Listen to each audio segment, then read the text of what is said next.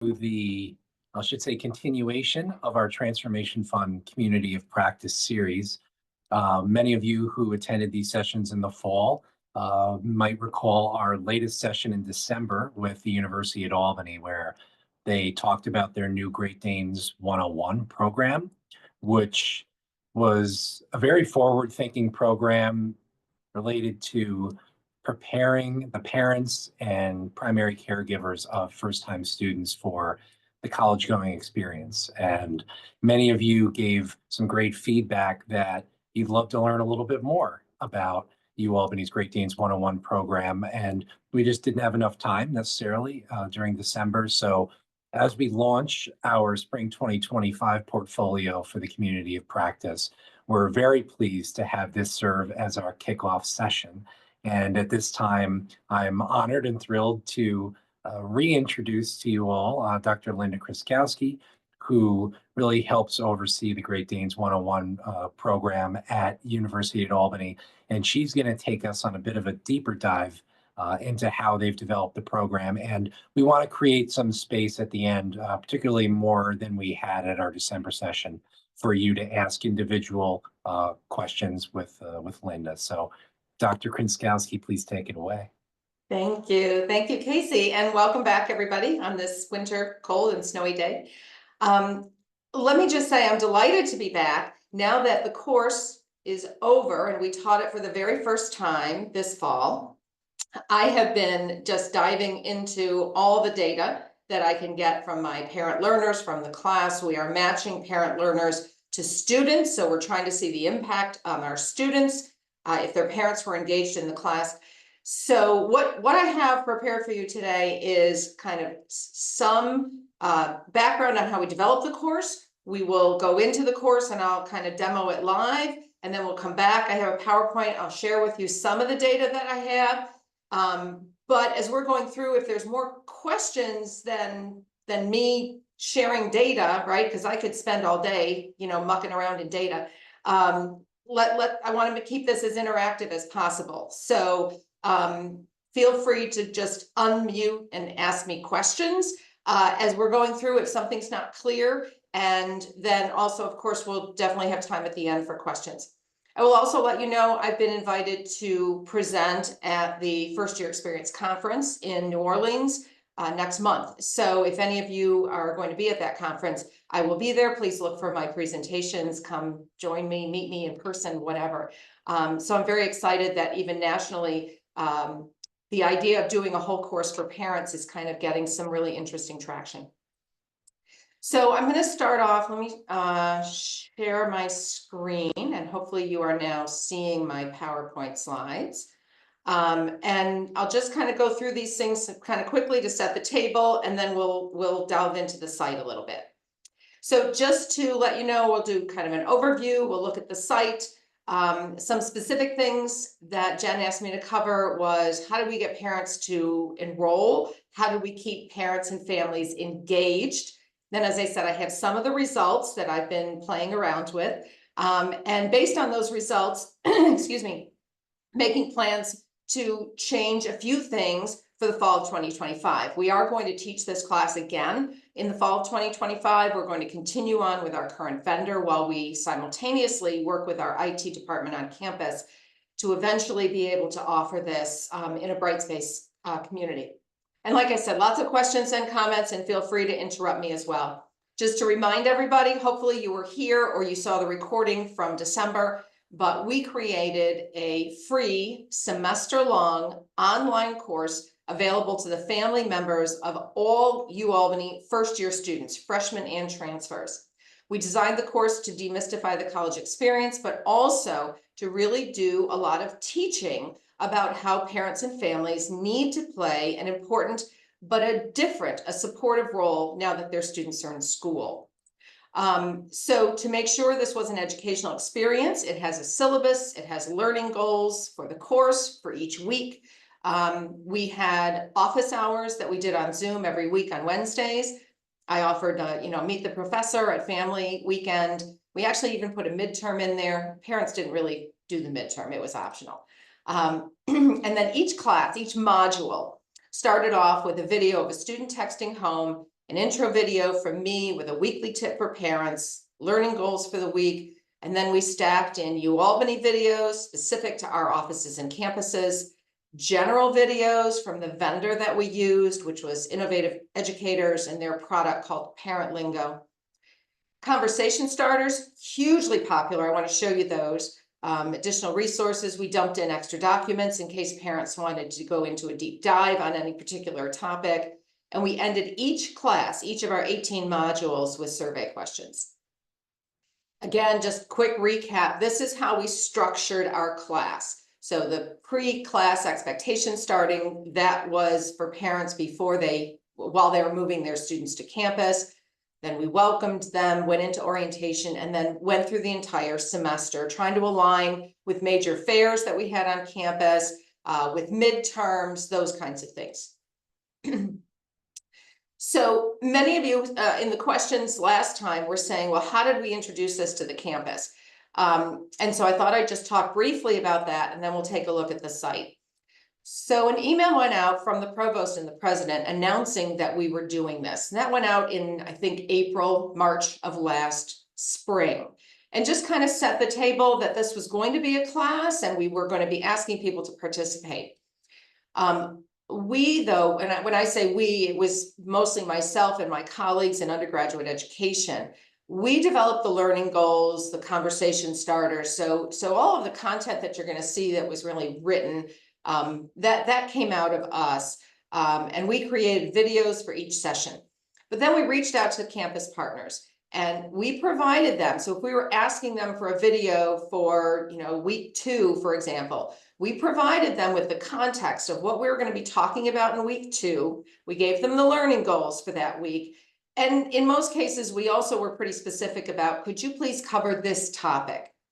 Then we let them create it in whatever way they were comfortable. They could simply record themselves on Zoom. They could do a voiceover PowerPoint. We didn't offer IT help and support. At this point, everybody should be able to turn on Zoom and record themselves, right? We did really reinforce, we wanted to make sure that they were speaking to families. And we were very insistent that they could not simply reuse content that they already had for students. We wanted to make sure that the voice was for parents. Now, a lot of the content that they shared about tutoring and other things was the same content, right? If you're doing tutoring, you're doing tutoring, but change all your pronouns when you're creating your video. We also asked them to please show themselves. Parents want to feel a connection to the campus. We felt names and faces, really personalized the content. And then we provided dates. Please have your content in by such and such a date. Lots of reminders. And as we all know, right? Lots of extensions, but we got it all in. We did launch our content in 3 separate batches because we just were not ready to launch all of the video content by August 1st, which was when the site went live. So we had about half the class go live August 1st, and then more September 1st, and the last batch came out September 15th. So that's kind of the process that we used on campus. So now let me share the screen, the site itself, and we can kind of play around in there just a little bit. Okay. Are you now seeing the site? No, we're still seeing the PowerPoint. Okay, so I'm sorry, that means I have to out of the slide share view. So let me now see if I can do this differently. There we go. Okay, now are you seeing the site? Yes, great. Thank you so much. Okay, so the one thing I will say is that everything on the site is us. I provided pictures, I provided video content, we provided them with our handbook, with all of our logos, our fonts, our colors, etc. And working with Parent Lingo, then they did all the programming. So we are now looking at a Parent Lingo site. So when you land here, the main entry into the site is here, Great Danes 101. Additional campus resources, we gave everyone, for example, all of the campus calendars from now for 4 years, so that if they want to plan when they come to campus and when graduation is, they would have that information. We brought the Meet the University Police Department to our landing page. We had a couple of incidents during orientation. I was getting some concerns from parents. You know, that was not programmed to come like right at first. But because we were getting a lot of questions from parents, we moved that up to the landing page. And for next year, we will pull that off, but we will introduce the safety aspect earlier. And like I said, we're going to go live earlier this next year. And so that means I'll have more content available in the summer. But let's go into the site. So when you come into this, again, fountains are kind of our thing here at UAlbany. So you'll see lots of pictures of fountains. But the first thing we did is we created a video just showing parents how to navigate the site. Hi, welcome to Great Danes 101, the UAlbany class for Great Dane families. I'm Dr. Linda Krzykowski, and I'll be your professor and guide for this semester. The syllabus was here, and then we also added in some quick FAQs. We wanted them to complete classes, and we sent them a certificate automatically through the site if they completed the class. I'll talk more about completions when I get into the data, because how you define a completion is then going to tell me how I'm getting data out of the metrics of the site. And then we also wanted to make sure that everyone knew that the site was available in both English and Spanish. You can see down here the toggle is on for English. But we wanted to make sure that families could easily find how to move things into Spanish.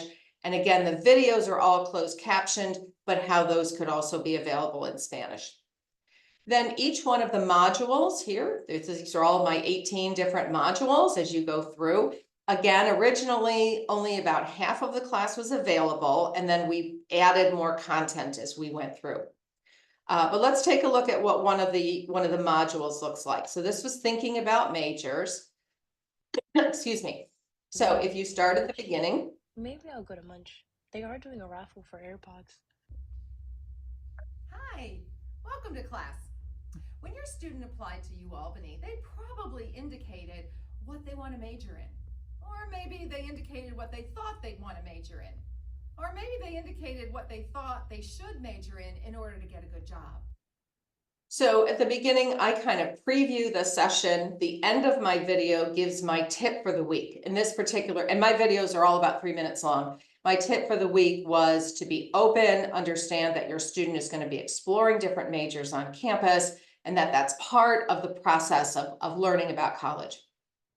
After that, we go to the learning goals, which hopefully frame this for the parents about how we want them to understand the value of general education, how many majors and minors we have, and then support the idea that students are going to be thinking and changing majors. Excuse me, I'm just at the tail end of a cold.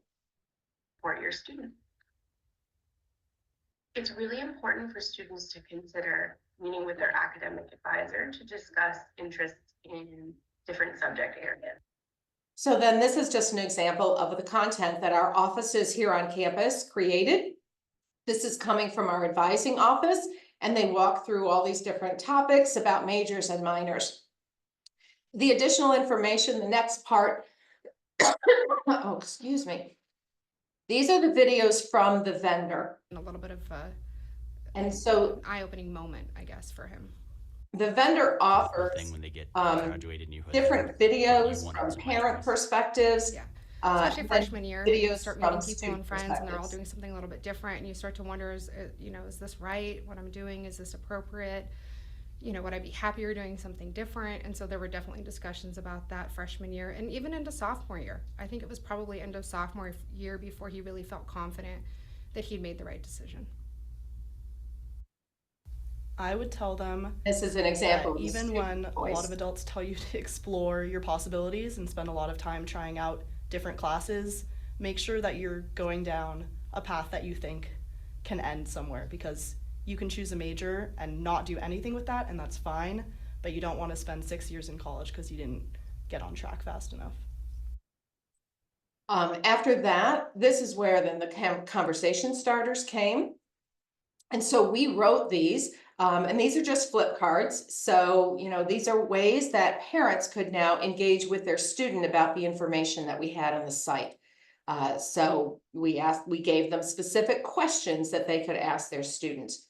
Then this is also, I'll just show you quickly, if you toggled over into Spanish, the entire site switches over into Spanish automatically. So all your left nav goes over to Spanish, and these also immediately go back into Spanish as well.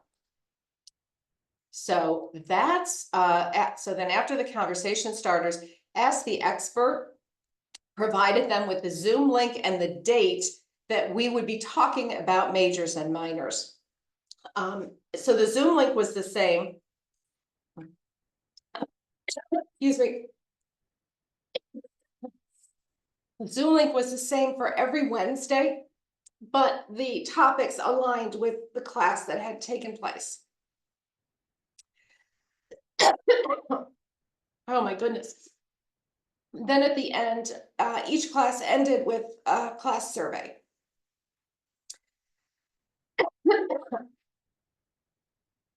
Now, my view can also then take me into the reports that Parent Lingo will automatically create for me. And so there's a couple of different ways that I would use this part of the site. This is not obviously available for any of the parents. But in here under the Users tab, I could automatically email all of my learners. So I could look for a whole list of all my learners, and then it would automatically email them. Now it emails everyone. That's fine for this year. That's not so great for next year when I'm going to have obviously the fall parents from this fall in, and then the new parents joining. So this functionality is not going to be as useful for me next year as it was this year. I've already been working with Parent Lingo about how I would like that fixed. The reporting part, though, is very interesting. There are general reports that they provide, but in this reporting area, you can also create things that they call looks. And so we built some of these at the beginning of the semester. These were things that I wanted to look at every single week. So I wanted to know the number of certificates that each one of my learners completed, because part of my engagement strategy was to email them, you know, you're getting close, we have a prize after 5 weeks, keep going, those kinds of things.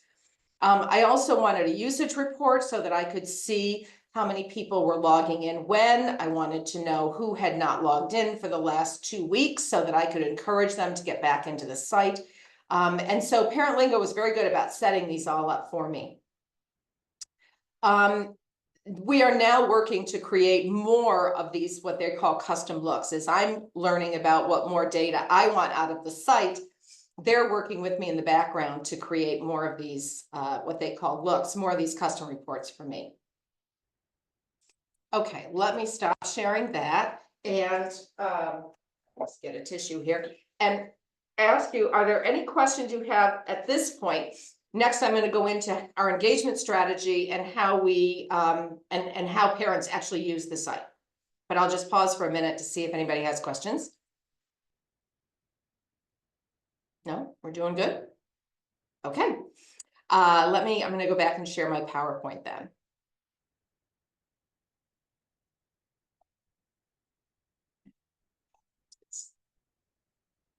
Okay, does that look right to everybody? Linda, can you switch the display settings at the top there?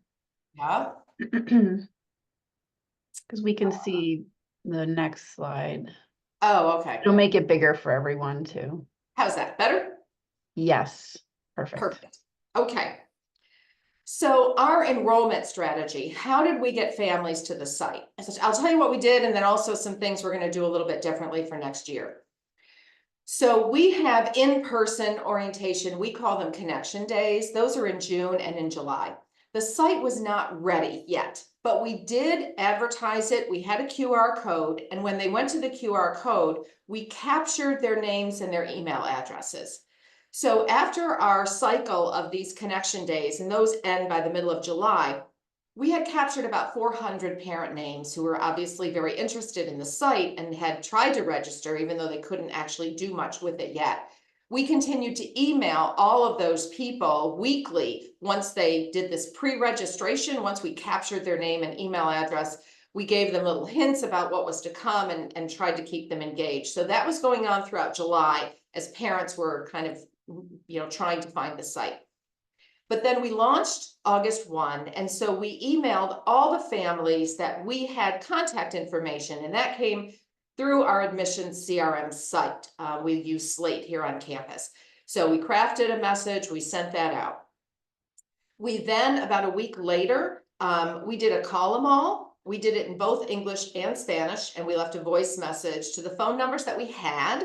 Again, we didn't have everything, and as we all know, it's hard to tell whether that's a cell phone or a home phone. We didn't try to talk to people, we just left a voice message. The last thing we did was we had a flyer with the QR code, and we had that displayed at every check-in table, all the different residence halls during move-in days. The majority, over 93% of our first-year freshmen do live on campus, so we thought that was another good strategy for getting parents to know about the site.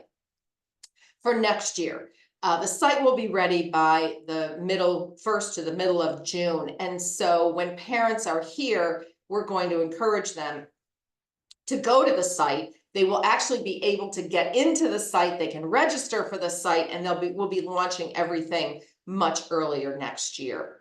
We're also going to, when they're here on campus, we're going to give them a copy of the syllabus. So lots of paper, but that will also give them a list of all the topics that will be covered and the videos that will be contained within each topic. We found from parents that they didn't necessarily want to go through the course from start to finish. They were cherry picking out content that was most important to them and to their student. So we want to provide them with that information to help them do that ahead. So that's kind of one major strategy change for enrolling parents. Now, when people signed up, the only thing that the site requires them to do is first name, last name, email address, and they set up a password.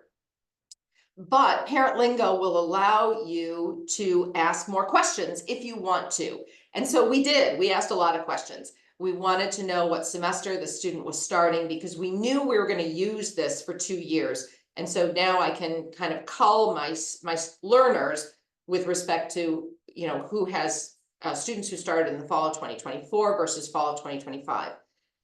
We wanted to make this available to all new students. So we asked if they were starting as a freshman or a transfer. We asked if the student was in person or an online learner. And we learned that parents were not very good at discerning that. We were only interested in students who were taking a fully online course of study from us, not just doing Brightspace as part of a course. And parents didn't understand that. So that data was not very good, is what we learned now that I'm diving into it.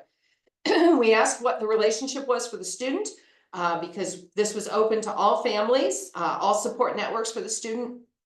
We asked if they were a UAlbany alum, what their level of education was, and then we wanted to be able to match them up with their student. And so Parent Lingo doesn't, again, they do a little bit of orientation for family members, but this idea of a course and then tracking family engagement to student success was kind of new to them. And so we asked for the first name and last name of the student, the UA email address, which is a unique identifier for us on campus. If it was known, about 80% of parents did know their student's UA email address. So that was helpful. And then I had to go back in and just fill in the rest after the fact. So the initial data, we had 533 learners who set up accounts. 500 of those, though, answered the 9 survey questions and so got into the site, okay? Most were parents of freshmen. We had 8 users who were just not UAlbany family members, and that was mostly the UAlbany media and marketing team because they were doing media releases about this. And although I gave them the one login to use, they all set up their own account. So that anyway, I had more people that kind of contaminated my data a little bit, but we had a few aunts and uncles, a few grandparents, 15 family members were of transfer students. So we did not reach as many transfer families as we wanted. And that's part of our strategy for next year is to have some unique ways that we reach out just to the families of transfer students. 22 were actually UA alumni. Now, then we have to start thinking about what does engagement look like? And so that's very hard to define using the metrics that are available. So we talked about, all right, how many people completed classes? 133 completed at least one class. So that's 25%. But well, maybe they were engaged. Maybe they don't care about completing classes, but maybe they were engaged and they were logging into the site. So how many people were logging into the site, well into October? And so that was, 22% of the people. And that list, the 116 and the 133 are also very different. There's some overlap. But we found that looking at those kinds of metrics was really giving us only a very partial picture of family engagement. So I'm going to give you some data now, but then I'm also going to give you some examples where I looked up a mom and then I looked up their kid and we tried to do some matching to see whether or not we think the site is going to be helpful, even if they're parents who are not showing up in the data. So now, how did we engage with them? So we communicated with them all fall. As I said, in parent lingo, I can email all learners, and this will be less useful to me next year unless we can work out a fix. We also created a Great Danes email address so that they did not all have my personal UAlbany email address. So I did a lot of pulling out those reports, those looks that I shared with you. Pulling that out comes out in Excel, emails, do some sort and email specific learners. So each week I pulled class completions. You get to decide how you define a completion. So we decided that a class would be completed if they watched 70% of the videos, clicked through the learning goals, and looked at the conversation starters. So that was a metric that we made up, if you will. And then that's how the system would then tell me who had done that much content within a particular class. We also looked at content views. So how much content are parents looking at? Maybe they're not completing, but how much are they looking at? This also was helpful, but did not give me a complete picture because each one of my modules had a different amount of content in it. So small modules might only have 3 videos. Large weekly sessions, the one we did on tutoring, for example, we have tutoring from all over campus. I had 15 videos in that particular week. So therefore it was hard to compare content, was hard to compare, how much they were completing. We also looked at the last login date. And now that we're done with the site, I'm also mining time on site. So maybe they didn't complete a class, but how much time did they spend on the site? So all of that data is data that I'm now using to analyze how effective the class was. During the semester, though, I use that data on email campaigns. I started doing a weekly email, kind of a topic teaser, reminded them that they could email me questions and they could join me on Zoom on Wednesdays. I have to just say that at the beginning, I was absolutely terrified that I would be inundated with parents. I have 500 learners. Now, I've taught large lecture center classes at UAlbany, but 500 parents. And I thought, oh my goodness, how many emails? This is going to be overwhelming. It wasn't. I had a blast this semester. Parents who joined me on Zoom basically came on to tell me they loved the class. The fact that we gave them all that information and they told us it was pretty easily well organized, it was pretty easy to find what they wanted, meant they were really, really happy. I didn't get inundated with questions. So it really worked out very, very well. We invited them to meet me at Family Weekend. I shared that in December. I had about 45 parents that I met with in person when they were here. I pulled lists of the folks who had never engaged with the site. Initially, that number was about 65. And by sending them periodic emails, I got that number down to 33. I periodically would email people who had not signed in for more than 2 weeks. We did emails to encourage them to complete classes, and we did emails to congratulate those who did complete the classes. We also had engagement incentives. So if they completed 5, they got an email discount coupon to the bookstore. And then as they completed more, we had gifts that the idea was we were going to mail home, except that we had not asked them for their home mailing address. And their address is not always the same as the student's address.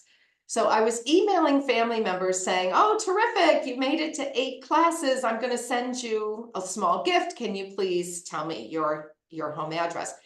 And I didn't get parents doing that very well. So next year, all of the engagement incentives will be online, things that I'll be creating for them over the summer. Then at the end of the semester, what I did is I prepared little gift bags because I didn't get enough addresses. I wasn't mailing out the gifts that they had earned. So in the end, what I did is I emailed them, copied their student, and said, on your way home, swing by my office and pick up this little goodie bag for your family. That worked pretty well, and about 75% of all those gift bags were finally picked up. So this is just an example of the reports that I would get, right? So the last active date, how many classes they completed, and this was the report that was telling me that they had not logged in for over 2 weeks. But as the semester went by, I had to be careful because you notice Daphne and down at the bottom, William, and they blew through the class. They're not going to log in again. They've done all 18 classes. So I had to start doing multiple variables as I was continuing with the campaign to keep people engaged. Overall engagement, I could get a daily report showing me how many people were logging in, and you can tell the spikes. That's when I was emailing people that would get them to log in. We also saw that we had higher engagement on Sunday nights. That's not unusual either. Okay, let me just look here. There's something in the chat, so there might be a question here. No, okay, nothing in the chat, I don't think, for me to answer. Does UAlbany have a first semester seminar for students? Does it have similar content? So Stella, yes, we have a variety of first year seminars for freshmen. We do not have them as required for transfer students. Some are discipline-based classes. Some are look much more at traditional transitional content. And so some students are getting some content that we're presenting to parents. And some students are not, right? They could be taking a freshman seminar from a biology professor. And so they're getting much more of an introduction into biology and the various topics and different ways that you can do a biology major at UAlbany. We did, however, provide a login for all of our FYE faculty. We have about 120 faculty teaching all these different varieties of FYE classes.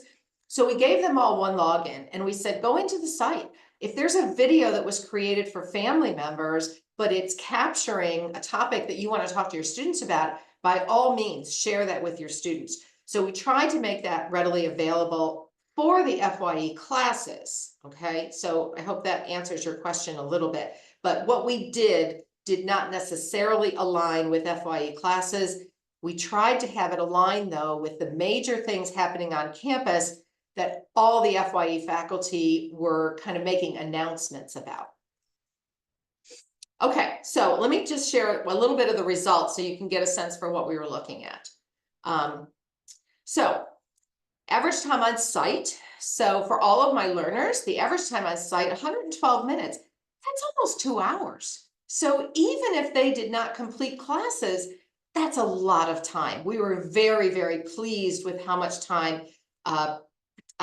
parents and family members were spending on site. We then could get reports about what was the most active content they used, least active content. That's not very, very useful for me because remember, all my different classes had different amounts of content. So I had to dive a little deeper. I looked at each class. I looked at how much content there was, how many minutes were spent on average in that class, and then tried to come up with some ideas for next year. So for example, we're going to try to standardize so that we have only about 3 or 4 UA videos in each class. And the parent lingo content, which I had kind of divided and sprinkled around, even that it had clumps, right? So parent lingo has a lot of videos about the social adjustments to college. And so I'm going to try to make the classes a little more even. Some other things that I could discern by looking at this, if you take a look at what was the class they spent a lot of time in, class 4 on health, that looked at mental health, physical health. That was where some of the safety information was before I pulled it out and put it on the home page. So clearly that's pretty important to family members. And then also, if you take a look at class 9, which was we did on financial planning, you notice we had a lot of content there. There were 7 UAlbany videos, 4 parent lingo videos. But if you look at the minutes spent on the class, parents didn't spend a lot of time there. And it's because we didn't give them the kind of information that they wanted. We included a lot on getting part-time jobs and balancing jobs with classes, things that we were thinking about, and they wanted much more of the mechanics of FAFSA, the Empire Scholarship, and we didn't get the kind of content that they wanted there. So we'll have to do, well, this is helping me understand what parents are looking for. We looked at content usage by month because we were very interested to see if we were keeping parents engaged the entire process. So you're seeing here, in November, we still have, obviously it's dropped off, we still have decent usage happening in November. By the time we get to December, things have calmed down quite a bit. And down here in 2025, the only one in there is me. So that's all you're seeing there. We looked at content usage by class. So again, this is showing me, we're obviously seeing usage delve down. We had people drop off, but we also are seeing spikes, and that's telling me what content is most interesting to parents. And again, if you look at class 9, big spike. So a lot of people were bouncing around in that class, but not a lot of time because they weren't finding what they wanted. So again, by looking at this data, I'm able to draw some really, I think, specific ways to improve the site for next year. We also had to try to think, so what is an active learner? Is that somebody who completed one class? Is that someone who continued to log on? Is that someone who just looked at a lot of stuff, right? And we found there was a lot of variability in how parents were using the site. So the first thing we did is we looked at those who completed at least one class. The average number of items that they viewed was 77. But look at the spread, right? There was people who viewed 340 pieces of content and some that only viewed 10. We then looked at people who didn't complete anything and said, okay, well, obviously they didn't do anything on the site. Not true. They looked at 42 videos. I mean, these were people who were on the site. They simply picked and chose what they were interested in. So of the 133, what we called engaged learners who completed at least a class, you can kind of see some of the metrics that we're trying to parse out of the site. What was interesting to me is that the average GPA was identical to the average GPA of all freshmen for the fall semester. Obviously, most all of my learners were parents, right? And the people who were very engaged, that held true for all 500 learners and definitely for the engaged parents. But then let's look at who continued to go. So 116 people were still engaged in October. So this shows you not the views by month, but this shows you my learners, because I'm looking to see how long I'm keeping my learners engaged. Remember, I had 533 hit the site, 500 actually created accounts, answered those questions, and got into the site. And then this is showing you how long they were engaged. So they certainly were engaged in the beginning. They wanted a lot of information before they came to campus. This is kind of when we had move-in, what's happening here. This is now continuing on into, and as I said, this is actually beyond October 1st, because it was really looking much more at how long did we maintain contact with parents all the way through midterms. So that's more like about the 10th of October. But the bottom line, did the content help parents, right? How many minutes they're on site? We care about that. Parents don't care about that. So at the end of every single class, we asked parents, did the content help you in your new, now supportive role? Is this helping you help your Great Dane? We had 433 responses to that question. Now, a lot more people looked at content, but 433 times that question was answered. And as you can tell, the response was overwhelmingly positive, with 98% agreeing or strongly agreeing that what they looked at in that site was helping them support their Great Dane. So now I just want to share just a couple of examples where we matched up one of my learners with their students. So we really learned that a class completion does not equal engagement. So here we have a mom, and their freshman is Bob. Mom has a bachelor's degree. Mom did not complete any classes in Great Danes 101. So mom is not part of those 133 engaged learners, as I was calling them. Bob is a male, non-minority, business intended major, lives on campus, first term GPA 2.5. Okay, but when you look at Bob, he withdrew from 2 classes, including his retired freshman writing class, got an incomplete in 1, D+ in 1. He needs a 3.0 to declare business major here at UAlbany. So he wants to be a business major, but he's not getting there. So then we looked at what Mom did. So Mom spent 6 minutes in the pre-course, so maybe she can help Bob understand academic expectations. Spent 24 minutes in the health. Maybe Bob was homesick. Maybe he was struggling with that transition to college. Spent 12 minutes looking at the videos on majors, and Bob might need to consider a different major because he's not tracking well to declare business here. Spent 24 minutes on academic support, and Bob might need to meet with his advisor, arrange for some tutoring, visit the writing center. Midterms, maybe Bob's struggling with some test anxiety. But the bottom line is Mom viewed 40 pieces of content and spent 126 minutes on the site, more than 2 hours on the site. And so Mom has information that we hope can help Bob get back on track. We also learned that how we ordered things was not their order. So here we had Mary, and her aunt was very active in the site. Mary is my freshman. So Auntie completed some college credits herself, and she completed 4 Great Danes classes. Mary's an African-American female, undecided major living on campus, first gen.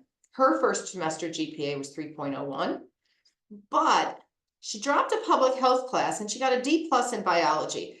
Getting a sense here that she's interested in bio and that might not be the best fit. So again, when we take a look at where Auntie spent her time, she spent a lot of time in the financial planning. We need to make sure that Mary, is compliant with her financial aid requirements. Didn't spend a lot of time, but some time thinking about majors, and maybe Mary should think about non-biology themed majors based on how that first semester went. And then midterms. Maybe if Mary wants to continue with bio, some tutoring might help. And Mary's aunt got that information. She picked and chose where she went, but she viewed 40 pieces of content and she spent 196 minutes. That's over 3 hours on the site. So again, the metrics that I'm pulling are not necessarily the best indicator of what's going on. Family members were using information, we're viewing a lot of information, and we hope now they're going to use it in really productive ways. So let me just pause here a minute and see if there's any questions on that, and then I'll share just a few ways we're going to change what we're doing based on what we've learned for fall of 2025. But if you have any questions, you can put them in the chat or just unmute and ask questions.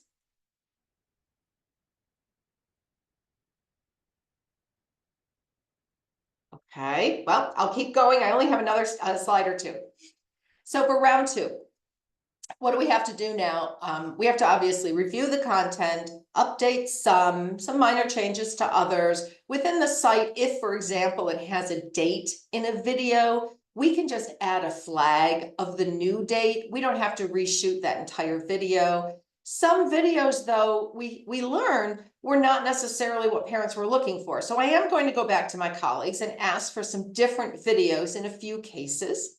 I'm going to try to smooth out the variability, though. I want to have a more standardized amount of content in each class.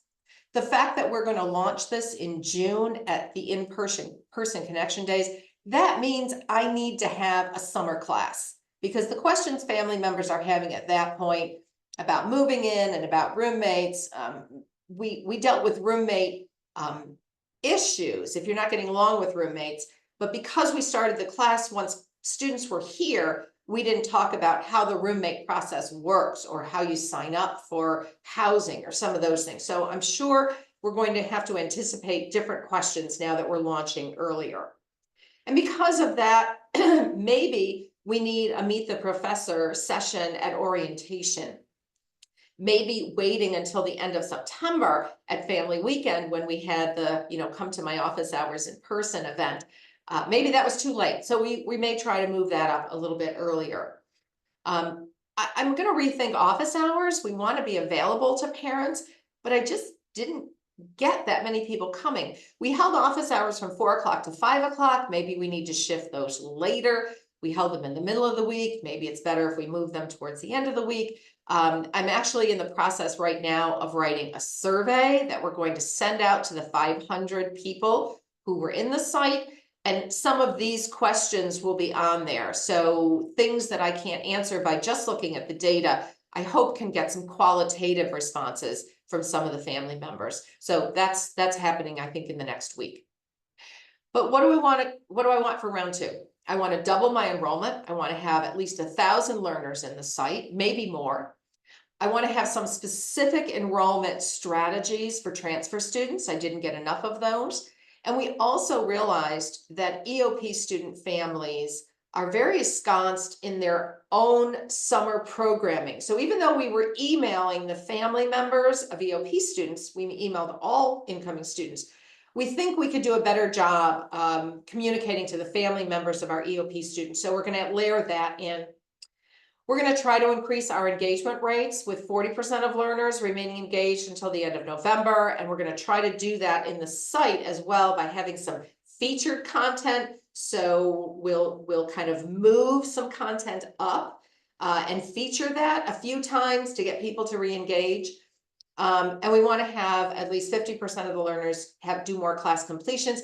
And I hope that the fact that the classes are more even in size makes it easier for parents to continue on and complete a class.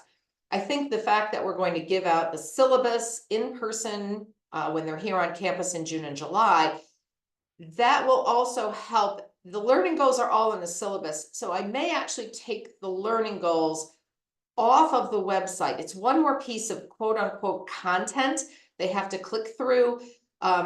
So I may pull that off the site so that they're getting into the videos more quickly. Just one less click they have to go through. I'm still playing around with that one. Okay, so I want to make sure that I stop here, but I just want to put up a few of these. If you want to screenshot this, or I will make these slides available, I'll send these all in. So our site was called parentlingo.com/Albany. And once you were in there, as you saw it just looked like the University at Albany. My email address is here. If you have any questions, feel free to shoot me an email. Our partner, though, was Innovative Educators, and the product, they have lots of different products. The product that we used was called Parent Lingo. So I gave you the website for that if you want to look around.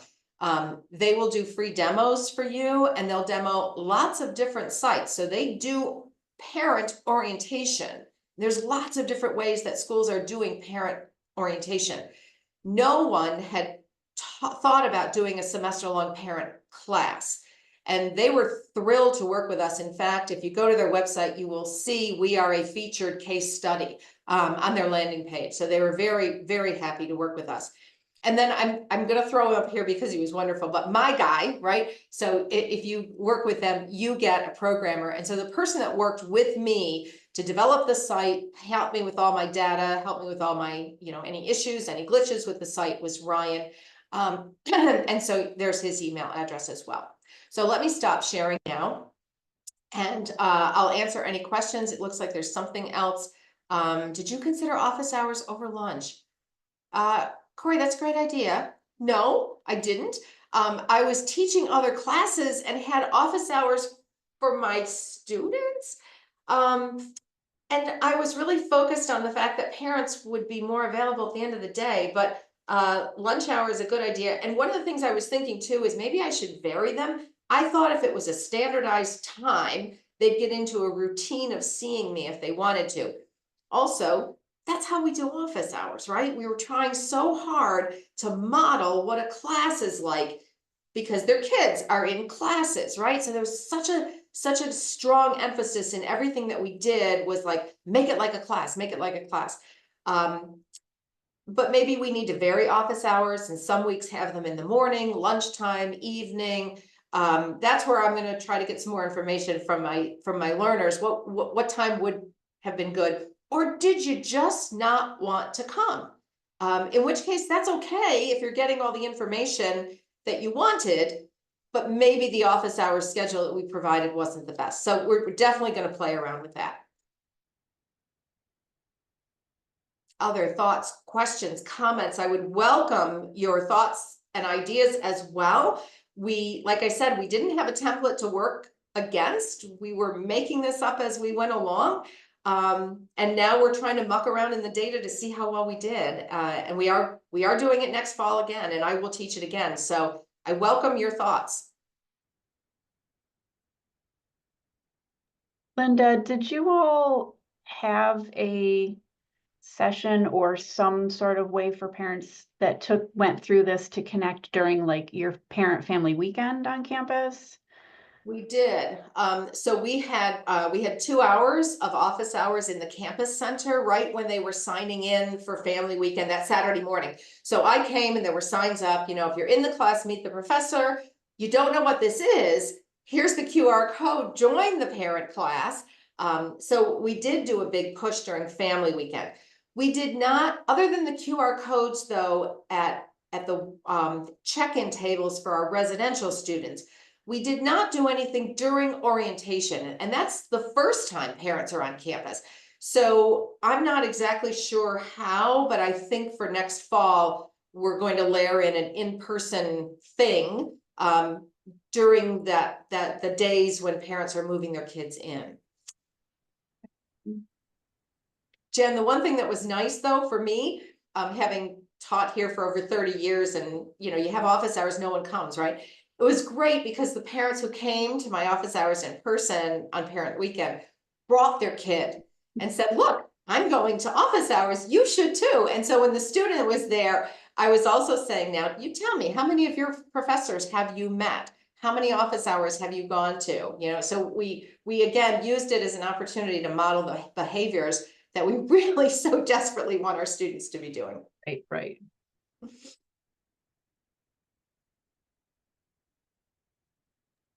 Other questions from folks?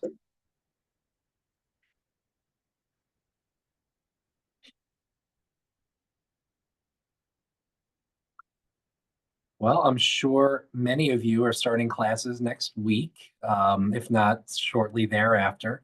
But just want to extend the heartiest thanks to Linda and to her team and to UAlbany for now for the third time being presenters at our Community of Practice series. And just want to thank you and just admire how impressive this Great Danes 101 program is. And I know that many of us on the call, including those who are going to watch the recording, are just eager to get something like this on their campus up and running. So once again, thank you so much for sharing all this information.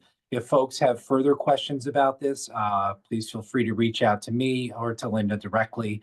And I'm sure that she'd be happy to explain in more detail. But that concludes our first session. So thank you all so much and have a wonderful start to your semester. Thanks, everyone.